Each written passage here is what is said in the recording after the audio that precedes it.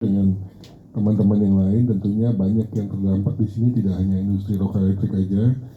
Saat kita bertemu dengan Apindo itu ada juga dari makanan minuman, ada industri-industri lain, ada periklanan, media luar ruang dan lainnya. Juga sudah pasti senior-senior kita dari industri tembakau juga pasti kita ajak bicara terus. Dan menurut kami judicial review itu merupakan sebuah opsi yang baik, yang sesuai konstitusi bisa kita lakukan. Tetapi saya sangat berharap kalau kita mau lakukan itu kita lakukan bersama-sama. Jadi bukan berjalan sendiri-sendiri, artinya kita juga menghindari adanya politik adu domba, karena itu sangat mungkin loh dengan penyusunan ini. Kita waktu hearing aja, kalau hearing nih sama Kemenkes kadang-kadang kita merasa ini kita lagi adu domba nih. Gitu.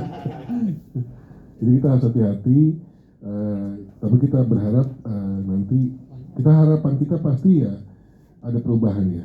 Artinya Permenkesnya dibuat sesuai dengan yang bisa disepakati oleh semua pihak. Tapi kalau memang tidak bisa dan hasilnya masih seperti ini, judicial review itu merupakan sebuah opsi yang cukup baik. Tapi saya ingin kami dari industri rokok elektrik ingin agar itu bisa dilakukan bersama-sama dengan teman-teman serikat pekerja, teman-teman petani tembakau, semua kita sama-sama. Gitu. Karena semua yang terdampak ini kan dasarnya kan PP 28. Gitu. Karena kita menunggu hasilnya. Ya, kita menunggu. Kita kan walaupun kita banyak protes, tapi kita masih punya harapan juga.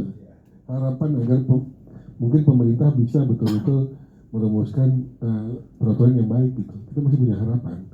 Tapi kalau saat harapan itu tidak terlaksana, ya judicial review itu menjadi sebuah jalan. Begitu kira-kira. Nah, kalau yang pertanyaan kedua, seperti Bang Gadinda juga gitu, kami dari asosiasi Kapindo gitu. Berkaitan lagi nih, kan PP ini kan sudah diundangkan. Sebenarnya kan hal apa yang bisa melakukan perubahan atau pencabutan PP ini, itu melalui satu-satu jalan, yaitu judicial review. Dan tadi kan saya sudah sampaikan, PP ini kan sebenarnya analogi saya ini kan ini berupa akar dan pohon ya. Permenkes itu kan batangnya nih. Ketika Permenkes draft pertama kita berhasil turunkan, nanti tumbuh lagi draft ketiga gitu. Ya sebenarnya sih kalau menurut kami itu intinya itu di PP-nya ini gitu. Karena tadi juga Bang Gadinda juga sampaikan, dalam pembentukan PP sendiri sudah tidak sudah cacat lah, dalam arti dari para kementerian terkait itu tidak ada. Artinya dalam pembentukannya saja sudah tidak sesuai dengan apa yang diatur di undang-undang.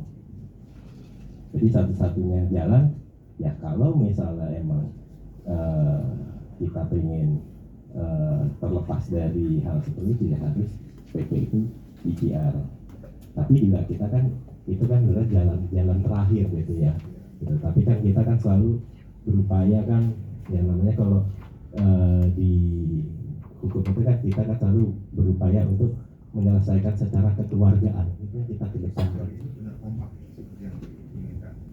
Iya.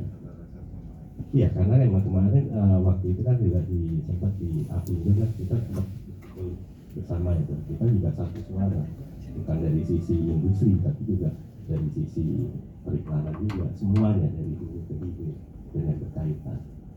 Gitu. Sebetulnya kita sudah lakukan unjuk rasa, kita sudah lakukan dialog, ternyata nggak mempan semua. Termasuk judicial review pun, saya nggak yakin bisa sukses. Karena ini di Indonesia ini Departemen Kesehatan seolah-olah departemen yang paling super power. Jadi tadi Mas Garin ngomong tentang perindustrian, sebetulnya perindustrian sudah lama tidak berdaya terhadap IHT ini. Jadi kalau versi serikat pekerja ini cuma tidak mesti selalu ditolak oleh industrinya. Mogok sudah. Tidak perlu unjuk rasa, nanti saya perintahkan anggota saya di rumah saja, nggak usah berangkat kerja. Jadi kalau angka ini tadi 213 ke 218 triliun itu tahun 2023. Pekerja misalnya seminggu udah masuk, Mas, itu negara itu akan rugi sekitar 78 triliun. Tapi pengusahanya tidak berani.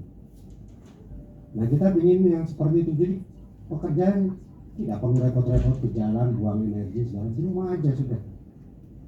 Makan di rumah langsung berangkat kerja. Nah, cuma ganti pengusahanya nanti ditekan oleh pemerintah. Bingung. Betul. Nah, gerakan-gerakan, kebijakan-kebijakan dan program-program yang pro dengan pertumbuhan ekonomi, pro dengan daya beli dan pro dengan ekonomi domestik. Itu yang menjadi komitmen kami. Kalau berbicara IHT itu kan bagian kecil dari itu. Karena kami sudah melakukan banyak hal. Seperti tadi Mas Luki sampaikan, bagaimana kalau PP sudah keluar? Tapi ini rutin kok. Kita melalui semua mekanisme yang ada. Jalur eksekutif, legislatif maupun yudikatif. Berbicara jalur eksekutif, kami audiensi dengan kementerian-kementerian terkait.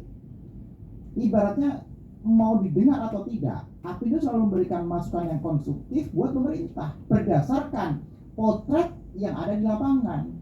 Bola ada di mereka gitu. Kewajiban udah gugur di kami. Ini loh masukan terbaiknya. Kemudian mereka pakai atau nggak pakai, ini tanggung jawab pemerintah gitu loh. Ya kalau itu bagus membawa manfaat, kalau dosa tanggung mereka lah, kan kira-kira begitu. Kami kurang ngotot apa ketika PPN jangan naik atau naik. Ya, tapi poinnya itu tidak mengurangi komitmen kami untuk terus mengawal bagaimana di sisi eksekutif kami harus memberikan masukan-masukan terbaik buat pemerintah. Kalau sebelum keluar, ya kami membantu memberikan rekomendasi-rekomendasi.